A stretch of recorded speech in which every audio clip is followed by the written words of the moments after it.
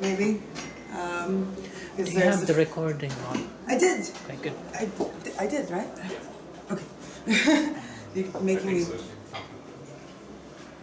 Yes. Okay, so keep it simple present, as in keep it simple stupid? Not really. Present simple is one of the basic grammatical conventions for technical writing, so I thought it was funny. So, who the hell am I? Like I said before, I'm Mikey. I am a senior technical writer. I work at Red Hat here in Brno. I work on JBoss middleware, but don't hold it against me. I'm a writer, right? I love all technology. I don't get emotionally attached to the code that I'm documenting, which is kind of an advantage for being a writer. I'm also community lead for Write the Docs, EU chapter, and it's a series of events and meetups for documentation professionals, enthusiasts. It was started by the folks at Read the Docs, which anyone who does Python probably knows. So we have a conference in Portland. We had our first EU conference last year in Budapest, and right now we're organizing the next conference, which is going to be in Prague in September. So if you follow Write the Docs on Twitter, you can see details for that. And I'm also a Scrum Master for Agile, unofficially, kind of on the side. I always end up doing things like that. So I do Agile coaching. I've also worked on in a scaled Agile environment in my first thing as a Scrum Master. So I love Agile. Sorry. I'm also a technophile and a language nerd. What is a technophile? Someone who loves technology. I love all technology. I do not discriminate. I do not participate in flame wars. I stand on the side and just laugh at them. And a language nerd is kind of an integral part of being a technical writer. So if you want to geek out about semantics. And I am really excited about all the things. I know sometimes it may seem like I get a little bit loud and carried away, but it's part of the package, I suppose. So what the hell am I doing here? I do these kind of presentations, not for writers. One of the things I really believe in is to try and get people who are not writers a little bit more excited about documentation. And thankfully, there's a nice shift in how the IT fields treat documentation. So I really try to kind of go there and evangelize and socialize and try to help projects and products and especially communities. I've been working at Red Hat for a year and a half. Before that, I've never worked in open source before, so I'm like still very new. But I love the vibe, I love the passion, I love the fact that people are just geeking out about these things and they really collaborate to make it better, and I'm trying to sort of make sure that the documentation is kind of there along the way. So, to try and get people to sort of accept and welcome back documentation into their sort of development cycle, and a part of the open source, mentality that I love is to be able to share, is to be able to collaborate, right? So I go and I do documentation workshops and documentation sprints for different projects, like I would for KDE, for GNOME, for Fedora, for NixOS. Like, it doesn't really matter, right? Because everybody has documentation, and everybody would like to have better documentation. So why are you here other than the fact that these guys are buying you beer?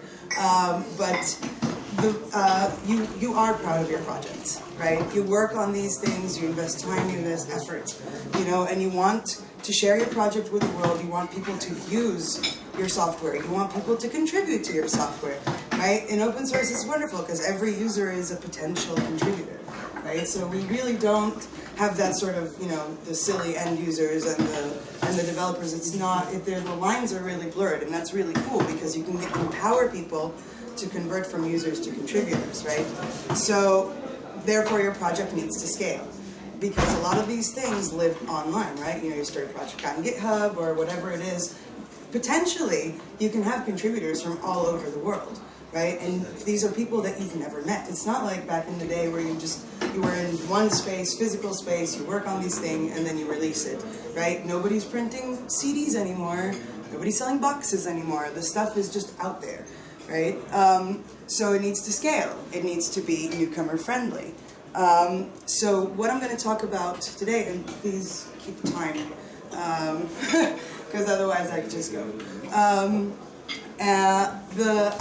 This is basically a trimmed down version of a tech talk that I've given called the 10 Commandments of Technical Writing, which is like an hour-long talk, which is meant to be an introduction to a documentation sprint or a workshop or a hackfest, where I really break down all the foundations of technical writing and documentation management. So I've trimmed it down for the purpose of this meetup because there's a whole big section there about grammar conventions and passive voice and all these different things that if I tell you about this now, you're not really going to remember all of it tomorrow, right? So if we were doing this in the morning of a sprint, it would make a lot more sense. So I just kind of tried to keep it more high level and just kind of show some examples of what I consider like the things that I've encountered that could be good examples or bad examples of documentation. So I've divided it up into tone and style, which involves, picking the right voice for the right audience, how do you speak to different levels of users or readers. Process management, which involves all the planning, releasing, how to keep up with changes, how to keep up with the development cycle, and structure and format, which is more on how you organize sort of the architecture of your documentation, different options. So all these things are basically lessons that I've learned and I try to implement. Obviously, your project might need different things, but the basic ideas that you can keep in mind when you're thinking about how to document your project should be more or less universal. And I'd love to geek out with you about it later if you want. So, tone and style. I also believe that there's a Dilbert comic for everything. So I can, so you can see a little bit. Everybody can read English? I do. Okay, yes. So this is Tina the tech writer, who is I feel for Tina. I've been following Tina the tech writer for years. Great. So when we talk about tone and style, we're not necessarily talking about grammar or language construct, right? We're not talking about English. We're not talking about syntax. We're talking about if you pretend that you're reading the documentation. If you read the documentation out loud, what would you sound like, right? If I was telling you with my outside voice, not in writing, what to do and how to use the software, how would I sound, right? So this is where you need to keep in mind who is my reader, right? Like if I'm writing, if I'm documenting a really deep tech API that's going to be used by crazy Uber geeks, then I probably don't need to use very fluffy language, right? But if you're using something like the Django Girls tutorial that wants to, and I'm going to show you some examples, then if you're welcoming people who are newer, who are a bit more nervous, then you want to try and sort of bring them in with a little bit more of a softer language, right? So this is the first thing you want to think about. Who is going to be reading my documentation? So I have some things. So the first example, in the Django Girls tutorial, which is the example I'm giving for the nervous beginners, you see things like, let's write some code, right? And if I was like, I used to be a voice actress, so I'm like, I automatically sound like I'm in SpongeBob or something, right? Like, let's write some code.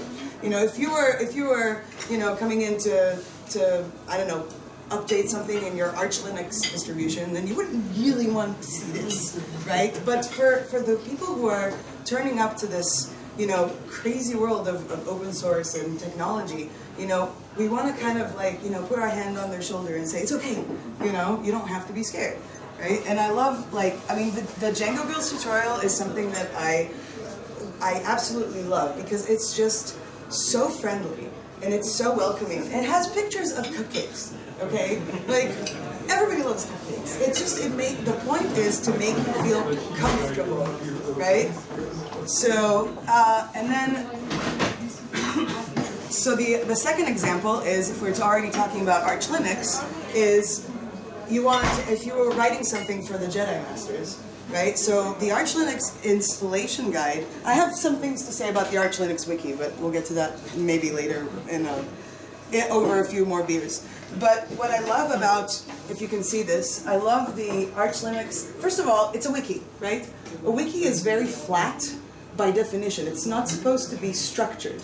It's not supposed to have like 3 to 5 to 10 levels of nesting in the talk. So it's super simple. 1, 2, 3, 4, and it has subsections, right? It's very, very concise. It's chunked, and it's straight to the point, right? Like you don't go to install Arch Linux unless you know what you're getting into, right? Because it's a pretty geeky distro, right? So it does a very good job at getting straight to the point, no fluff, right? Do this, set the host name, just down to business, right? So it uses the right tone for the audience. Sometimes it doesn't really work out. And if anybody's ever seen this page, if anybody, CoffeeScript, where are my Java people? It's a little language that compiles into JavaScript underneath the awkward JavaScript. It has a kind of a fluffy tone, and it would be good if it wasn't used to describe something kind of geeky and complex, right? So the reason I'm actually bringing this up is we had a wonderful speaker at Write the Docs, and she showed it as an example of tone that she liked. And then the first thing that I noticed is a few developers in the audience were kind of going, ugh. They were cringing because they're like, we don't want to see that. We want the more of the Arch Linux, this is what we're doing, right? Like, don't fluff me about this. So you gotta keep the balance there. By the way, feel free to, don't stop me. Save your questions to the end. I need to make sure that I get through this within the time that I have. Okay, right, so the extra credit is kind of like, if you want to expand or go, a couple of steps further beyond the basic, what do I need for my readers, you can have something called a tone guide, which not really, I'm giving an example here. This is in the Python documentation. It talks about how to document your code. And it's not a very robust set of instructions, but it's there, right? It was kind of hard for me to find, and I really wish that somebody would actually make a tone guide. Kind of like you have a style guide for which grammar conventions and terminology to use.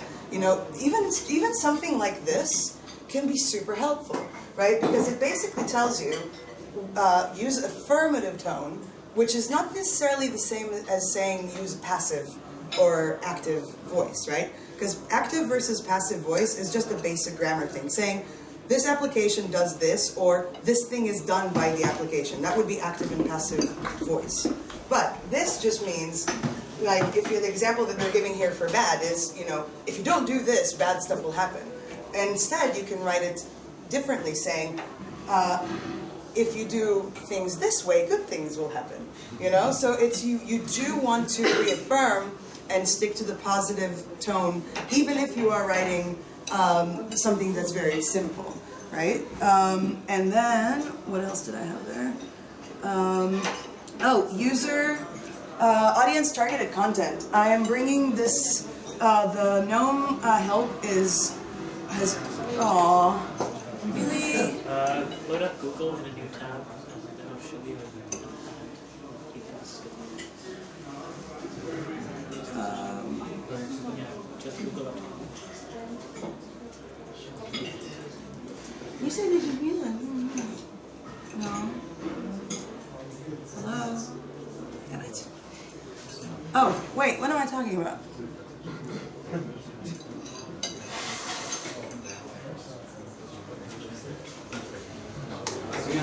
Thanks, Fedora. I just bring this up. Okay, this is only a part of it, right? Because I am a user and I invoke the help from the desktop, I get the user content for managing the desktop, right? But the link that I wanted to show you actually had 2 more tabs for developers and administrators. And the content that was delivered there was very much role targeted. So it's like, if I'm a user of the GNOME desktop, I need to see this stuff. But if I'm a developer administrator, I want to be able to see completely different things. I want to see how to develop, or different things that I want to do. So that's kind of another layer on top of the voice, is to be able to actually get the right content to the audience.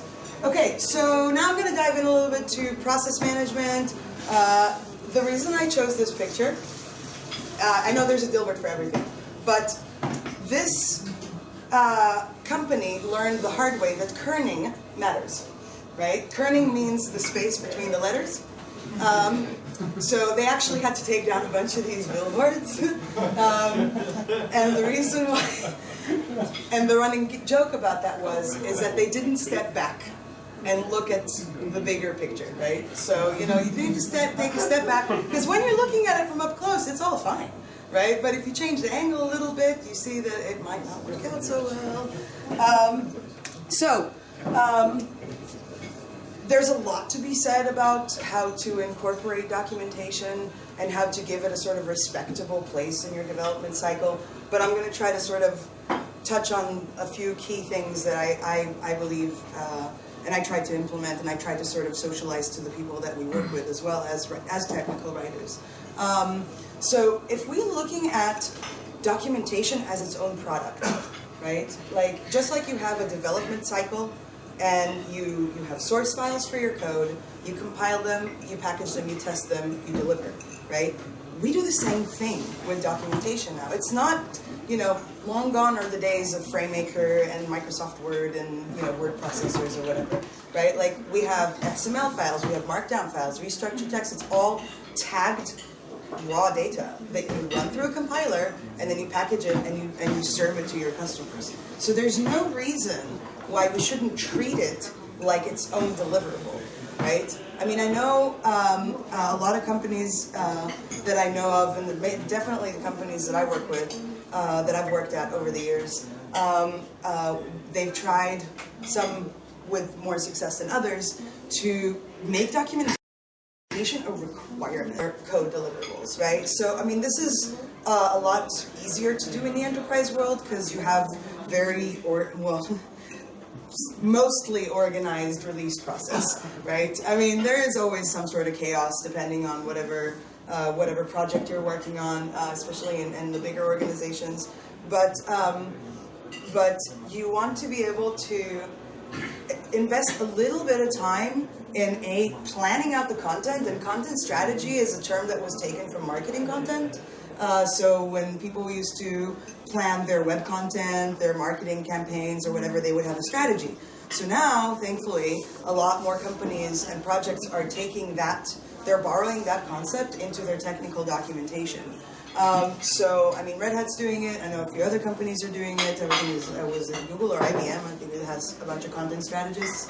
And these are people who are basically product managers for the documentation, which is awesome, right? Because you actually have a representative in the release team of the product, of the software, and there's a voice. We have a voice, and it's it's sort of a first-class citizen, hopefully most of the time, in the release process, right? So based on the product, on the features that you're going to be working on for the next version, we compile these, we translate them to documentation requirements, and we throw them up on the planning board or the backlog or whatever it is, and we try to sync it up, right? So we try to match the things that the developers are working on. We try to create some sort of mirrored process for documentation.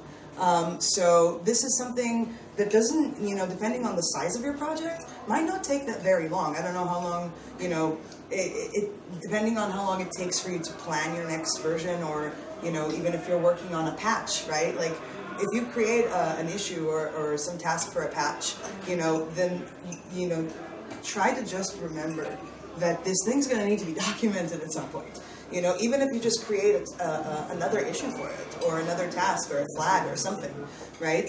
And then it's visible, right? Because a lot of things can just fall between the cracks. Like, I don't remember who it was who told me something about change logs in OpenStack, right? Like, it's like, if we remember, we say, I'm like, no, you need to remember, and just like you have in the release engineering, right? Like, you have code reviews, you have, any code that you submit, goes through a series of approvals, right? Anywhere from 1 to a few people need to look at it and make sure that it's okay, right? You run it through tests. Automated testing for documentation is trickier, and I'm going to put it right here. I'm not going to touch that now. That's a whole different talk. Unit testing for documentation. But if you have a checklist of things that you need to make sure that your code adheres to when you submit it, add documentation there, right? Even if it's a draft, even if it's something a little bit superficial, you document your stuff. You know, you're not going to remember what you wrote in a month. And if somebody else picks up the code and needs to work on it, they're sure as hell not going to remember. They're not going to know what you meant, right? So just take that little bit of extra time, and if you make that a requirement, it gets into people's heads, right? You have to check off, check all the check boxes, and oh, I didn't check that. Right, I need to sit down for 5 minutes and write something, right? Something is better than nothing in this case. Yes. Most open source projects are written by the people for the people. There is a lot of flexibility, let's say. The org chart is kind of fluid, and it's people that are, a lot of times are doing it in their spare time and not necessarily as a part of their job. So we want to make it easier to contribute, right? Just like you want to make it easier to contribute code, we should try to make it easier to contribute documentation. Enter templates. Where is it? There's a really nifty template from Write the Docs. And it's funny because when I was at EuroPython, I was asked by some Plum people to edit their README. And I'm like, this is a pretty cool README. Where'd you get that? And they're like, oh, we just took this template from Write the Docs. And I'm like, awesome, right? So the template is there, and just people are searching for README templates, it pops up, and then you can use it, right? So if you have, let's say, so this is a very generic template with very important features like be awesome, but it gives you a sort of basis, and then if you, let's say, adapt this template to your specific project, save it as a template. I mean, a lot of times I end up writing some form of like some topic or a chapter or something, and then I see that there's some structure there that could be useful. Like when I was working on Django Girls, we had email templates that I've created because I noticed that I was generating a lot of text, and I was like, well, if other organizers are going to be sending out these emails, mass emails to their participants, oh, you've been accepted, oh, we have this thing now, and, stay updated on the other things. So, like, why not invest a little bit of extra time in making that template, right? And if your project is fairly new, then you're in a great place to make the rules, basically, right? You can determine what the hell it is you want in your template, right? And it doesn't take very long, and, and it'll just sit there in whatever templates folder, I don't know, however you want to organize it. And just the fact that you have one shows your contributors that you want to help them, right? So, and then what will happen is, what happened for us when, in Django Girls, for example. I'm taking Django Girls as an example because these are women who were absolutely new to programming, and they went above and beyond. I'm going to talk about Django Girls later, but I'm just really excited about it because we were hacking on the tutorial. It was the first workshop that we had at EuroPython, and the tutorial was very much a 1.0 version. So we were hacking at it, and they were fixing things above and beyond just because we said, hey, there's some skeleton here that you can work on. Right, we gave them some sort of basis. They didn't have to make up anything from scratch. Yes, thank you. I might actually make it in time. Yes, the best tool for the job. I'm going to briefly touch on the subject of tooling because I know it's usually a very sensitive subject. Right, as a technical writer, again, like I said, I'm not emotionally attached to the technology. I will be quite happy to work in XML, in Markdown, in restructured text, in ASCII doc. I don't care, honestly. As long as it gets the job done for the ecosystem that it needs to live in, right? You're Python developers. You have a really nice tool chain that works with your projects. With read the docs and restructured text and Sphinx and all of those things, right? So when people turn up and they say, You know, oh, well, how about we migrate to something completely different because I like this. I'm like, well, you need to consider a more holistic approach, I suppose, to this. You know, I mean, in the enterprise world, XML, DocBook, data, very prevalent, very useful for us. Luckily, nowadays, people are starting to really put in a lot more effort in conversion tools. So I'm going to leave that up to this guy to talk about all the tooling things. So basically, I'm going to... So you need to think about what your project needs, right? If everyone on your project is screaming Markdown, but you used DocBook on your university thesis, so you really like it, but you're the only one who actually knows how to use it, you might want to reconsider, you know? Because it really doesn't matter. At the end of the day, it ends up being a web page most of the time, right? Or on your phone, or embedded help, or a man page, or, you know what I mean? It doesn't really matter what the source file is, as long as it gives you what you need, you know? And you need to also think about scaling. So if, let's say, you know, you write your user guide in Markdown, but you think that someday it's going to need to be translated, then you might want to reconsider using Markdown. Because as soon as you start getting into translation workflows, multiple book management, syncing between languages, you know, making sure that the changes done in one language get synced up to another language, Markdown is probably not robust enough to give you what you need. If anybody wants to geek out about things like that, you talk to this guy or me later. And the last thing about that is, like we said, ease the contribution workflow, right? So just like you want to have developer documentation on your project, you might want to consider adding writing contribution content, like I did here. So this is a result. This is one of the things that I was working on in the summer. I was sprinting with NixOS on whatever they needed with their docs, right? And they work in DocBook, which is interesting, considering the age and the scope of the project. But one of the problems that they had is their wiki had nothing about how to contribute to the documentation, right? So I didn't make anything spectacular here. It was very, very basic, but thankfully their process is actually really simple. They basically compile their documentation with Nix. They package it with Nix and they use XSLT templates. That's for the styling, and that's it. So, I mean, it doesn't look very sexy, but it doesn't need to be sexy. It's functional.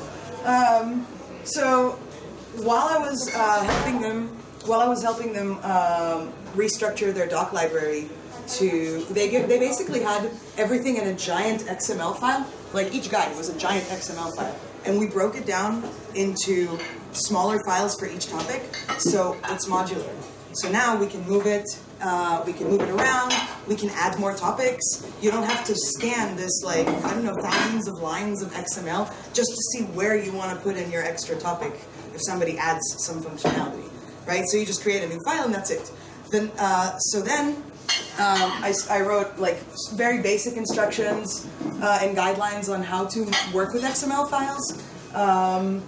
And I gave a link to the DocBook tags. And then, you know, just very briefly how you add a topic to the book, how do you build, like all this information they didn't have. And then people wonder why nobody's contributing, right? I mean, obviously there could be multitude of reasons why people are not contributing, but this is, the lack of something like this is, and if I didn't have the guy who basically created the doc library, if I didn't have him in the same room with me, I was going, how do I do this? How does this work? Is it supposed to do that? And then you just document it, right? You know, so that whole thing took me maybe like an hour to write. And it's not, you know, written in spectacular English. It doesn't have to be. It needs to sound natural, and it needs to make sense, right? Yes. Back. Right, so I'm gonna, for extra credit, I don't know if some of you have heard of README-driven development. You probably had test-driven development, behavior-driven development I've heard about recently. That's very strange. But it's development-driven development. So I'm not going to talk about this too much because Peter is also going to be talking about that. But README-driven development basically says you write your README first instead of a spec. Because if you can't explain to someone how to use your code in a README, then how the hell do you know what you're gonna do? You know, it's kind of like taking the concept of agile user stories, where instead of saying, I want to make this feature, no, I want to create something that a user can use in a certain situation, right? So instead of breaking your software into features, you break it down into stories. Like, I want to log into a website, right? I want to log into a web app. That's a story, not login screen boxes, right? So you're thinking like the user. And if I'm a user and the first thing that I encounter when I get to your program is a README. And if I can't understand from the README how to use your software, then I'll be lost. So it's kind of like taking the concept of user stories to another level. And the reason I brought up the Drupal site is that I was debating whether to show a README as an example or whatever, but every README is different, right? But what I like about this, for example, is it shows you how to write, it gives you a template for a README, but more detailed than write the docs. Because here they actually give you examples and break it down a lot more. So you can see, like, if you have, let's say, requirements, right? Modules or things like that, then you say, oh, so when I develop this feature or this software, then I'm going to need to remember to create these dependencies in a way that's going to package them neatly. You know, so it kind of puts you in the state of mind of how am I going to use my own software, which is something that a lot of developers historically have had trouble with, because you write the thing, you don't really use it so much. Right? You know, you think in forms of foundations and pillars. You don't think of, when I open the door, is the roof going to collapse? Right? So that's that, and I think I said enough about that. You can talk about the rest. Okay, so point Albert. And this one, I will actually read it out. He says, I didn't have anything useful to say, so I made a pie chart, and all hail Pi, and everybody gets really excited because he made a pie chart, but it doesn't actually help them, right? So this is where I'm going to dive a little bit into, and I decided to keep the title for my 10 Commandments because I really thought it was the funniest one, thou shalt not overkill. So here I'm going to try to touch a little bit about organizing your content, which type of content you display, how you display it to the users, and then I'm going to zoom through that. Because I have 5 minutes. So, big books are no longer the default way to document software. It's interesting because a lot of people are starting to see that and are starting to operate that, but we still deal with a lot of legacy. So, in terms of how do I present the content, I want to give you an example from Sphinx. Is in the Sphinx documentation you have 2 things. The first thing you run into is a tutorial, which they call it First Steps. I would probably use a better title because it's a little bit misleading. Because what this basically means is this is a simplified tutorial on how to get started with Sphinx if you don't want to tweak it too much. If I follow these steps from start to finish, I have like running the build, you know, documenting object. I did this 2 weeks ago during the Django Girls workshop, actually, because I was testing something out for the Django Girls tutorial, and I was like, oh, I have this Sphinx tutorial. So I basically ran through this and built a test project with like one topic in 20 minutes. You know, crazy. That was awesome because I was just able to go through that, right? And he was going to do Petter was going to do a demo of Sphinx, but then he's like, oh, but if you go through the tutorial, nothing breaks, so I have nothing interesting to show. It'll just work. So he's going to decide to do something else, but so that's the thing, right? And then afterwards you dive into, where was it? This is the problem of not extending. Yes. So a couple of things you want to keep in mind. So you want the too long didn't read first, right? So the first thing you see is this simplified tutorial. This is what you need to do, and then the with them, right? Which means what's in it for me, right? So I'm here taking an example from Feed Henry Mobile, which has the aspect rate, the resolution is a bit weird. This talk is supposed to be on the side.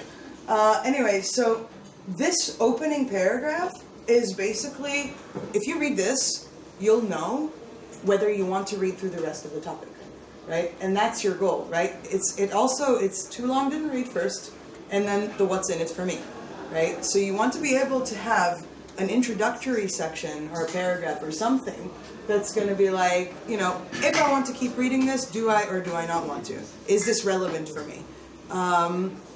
Right. Multi-layered communication, videos, pictures, code snippets. Code snippets are great because they end up being used as templates, right? So you want lots of those. I would be careful with videos because some people can read faster than I can talk, but it's nice to have them side by side. If you can embed some videos into your content, into your written content.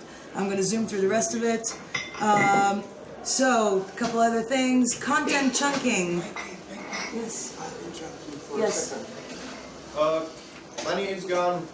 Sponsored money. So everything you get right now is paid by humans. Please remember what you have. Yes. So, content chunking, and what else did I want to talk about? Yeah. So content chunking, I'm going to give this OpenShift example where they document the Node.js image repository, and it's basically, if you see here, anything that's longer than like a few paragraphs or a couple of things. I mean, they have some tables here, but you can basically skim this whole page just according to the titles, right? And this is also useful when you're creating steps, like a procedure. If you do like, too long didn't read, do this step, and then you expand on it, right? Yeah, I know, I'm getting there. And this is an example of a talk that you can actually get lost in if you decide that you don't want to just do, I chose to show it because nobody's exempt, right? I mean, Sphinx documentation, I just showed it as a great example for the tutorial, but if you notice, you scroll, and then you scroll, and you scroll, and then you get to the end at some point. And this is, by the way, a problem that a lot of wikis have, right? Because it's flat. But if you see here, they mixed up a lot of different types of content. So they have changelog, and then they have glossaries, and they have projects, and they have this. And maybe they would, I would recommend, if I had to give an opinion about that, is to, try to examine your talk structure and see how you can break it down a little bit more friendly. Yeah, I know. And then the extra credit for automation. Well, you're going to be talking about Sphinx, right? I was going to show Autodoc. Autodoc. No, I wasn't going to actually show it. I was going to talk about it. And just like Autodoc for Sphinx, there's JavaDoc for Java, and it's basically a way for you to extract documentation strings and code comments and compile them into documentation, right? So I first encountered something like that when I was working on a Java, when I first started working in Java with JavaDoc, and now I see that, they have these tools for a lot of different things. And that way you basically document each of these, like if you're creating an API, you document each method, each class, parameters, and then all you have to do is set this option in your documentation compiler, and it just pulls it out of your code and into a documentation. So why not, right? Depending on how much effort it takes to set it up, then it's probably worth it in the long run, okay? What else?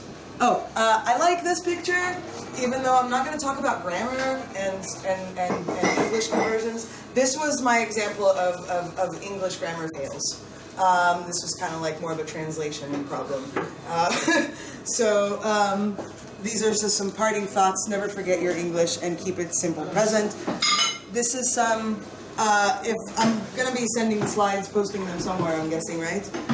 So these are extra reading really awesome people who have a lot of really cool things to say about documentation, and a lot of the things in this presentation is inspired, are inspired by them. And that's it. I think I've only gone over by like, 3 minutes? So thank you very much. And if you have any questions, you can ask me now, later, a break. Yeah, now there will be a break, so you can ask questions during the break. Yes. Okay. So thank you very much.